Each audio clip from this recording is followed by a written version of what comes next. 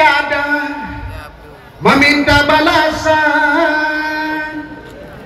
Berjuanglah engkau dengan penuh keikhlasan. Pencipta alam akan tersenyum memandang pada kita yang disebut insan. Kemerdekaan yang diberi insan padamu, gunakanlah ia dengan amal baktimu. Siapa yang hidup tanpa berbakti berjuang sama dengan mayat berjalan. Pandangi alam yang sempurna indah, bukan setakat dipuji-dipuja, tapi untuk kita membongkar isinya. Amalan suci yang tiada meminta balasan.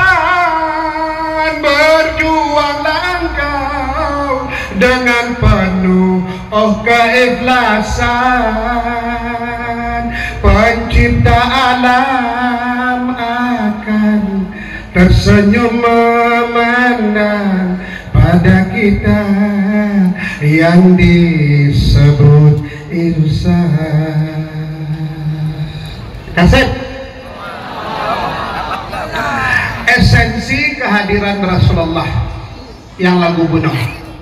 Yang lagu kedua obat ate mandung, obat ate baru 50%. Obat ate Allah nyangeun, hanyekeun Allah patah lidah wate rapma.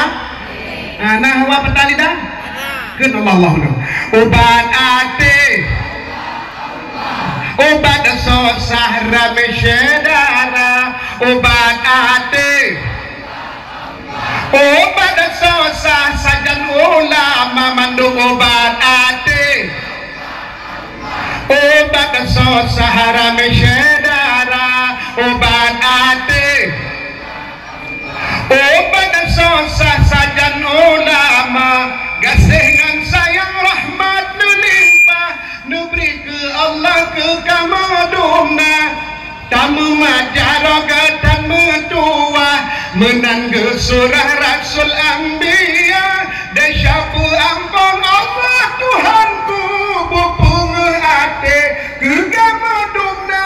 Hasad hianat ria tekabo, bek lepu saja dalam tubuh hamba. Obat ate, obat sosara mesyedara Allah. Obat ate, obat sosah sajan ulama.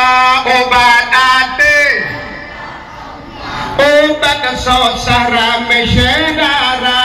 Obat ate,